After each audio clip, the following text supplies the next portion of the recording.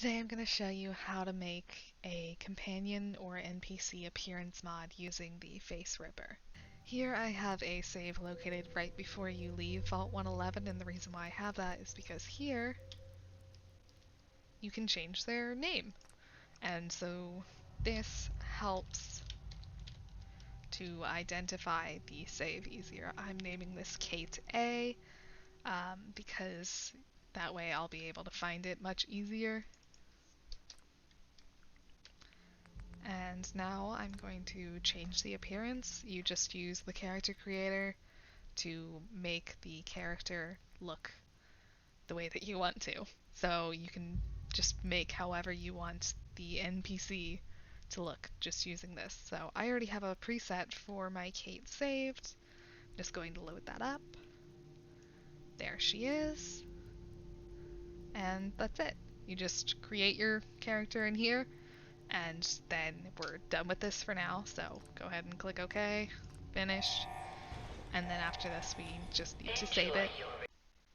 So now we are going to open up Vortex and go into Save Games. As you can see right here is the save file for my Kate A file, and if you click on it, it shows this screenshot, so that way I know that yes, this is the right one. If I were making different versions, I might make multiple saves under the same name just so that way I can see them easy, and this just makes it a lot easier to find out where they are. And under file name you can copy this, and we're going to do that later with Face Ripper.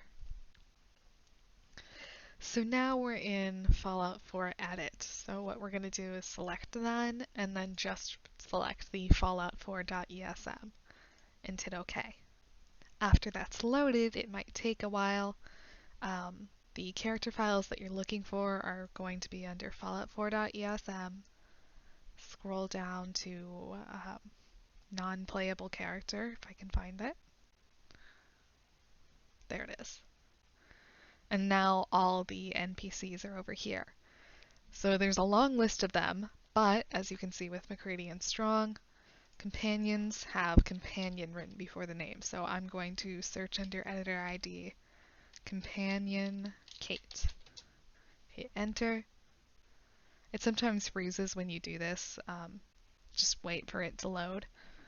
Okay, so now we have companion Kate, and we're going to right click that and click copy as override into. This is going to pop up. Just wait and say yes, I'm absolutely sure.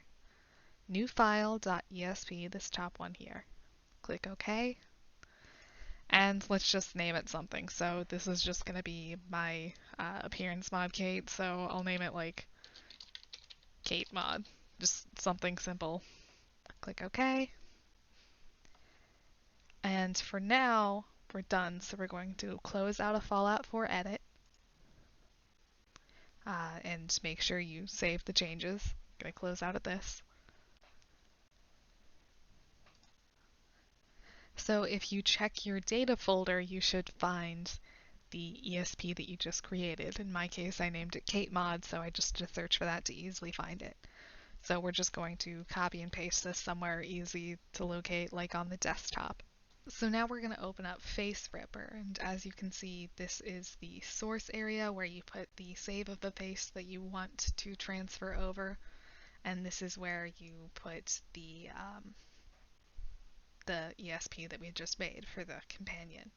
So now we're going to go back into Vortex where we have our save, and we're just going to click on this save file name. This just makes things easier. You can do this manually if you want.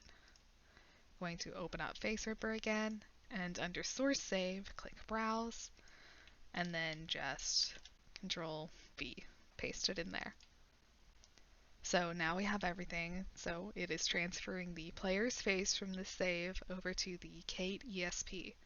So we'll click transfer face, and now this is the part that we need. So as you can see, this says new mod dependency 256 standalone hairs ESP. Click OK, another mod dependency, and another mod dependency. So I know that I need the 256 standalone hairs, KS hairdos, and the Eyes of Beauty. So it says that it adds this, but it really doesn't. What it does is it just makes it seem like it has the added masters, and if you open up in Fallout 4 Edit, it will show that they are masters, but if you actually use the ESP and load it in your game, those mods will not show up on that character. So the reason why we did this was just to see what mods that we needed. You do not need to do this if you already know what mods that you need, or if you don't plan on using any mods at all. So now that we know what mods we need, we're going to go back into Fallout 4 Edit. Now this time we are going to select the Fallout 4.esm and all the mods. So in my case that's 256 standalone hairs, the Eyes of Beauty, and KS hairdos. So we're loading all of those. Now I also have the unique player body. So I'll go ahead and, yeah, right here, unique followers, that's it. So I'll go ahead and load that up too, because there is something we're going to do to make them compatible. So load those up. Okay, once that's finished loading, we're going to do exactly the same thing we did before and create a new Kate ESP. So I'm again going to just search Companion Kate.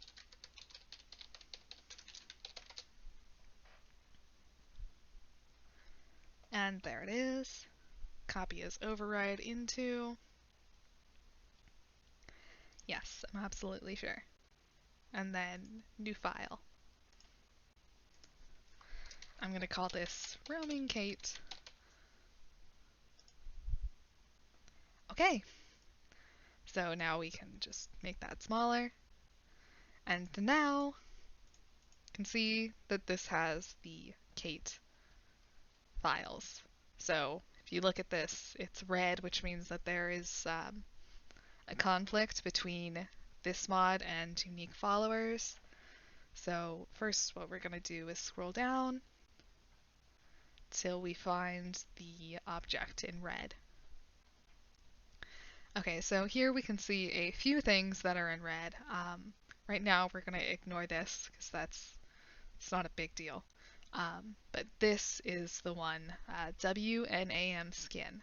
This is the one that's important if you want your Kate mod or your companion mod in general to be compatible with unique followers. So all you have to do is click and drag, and then click yes.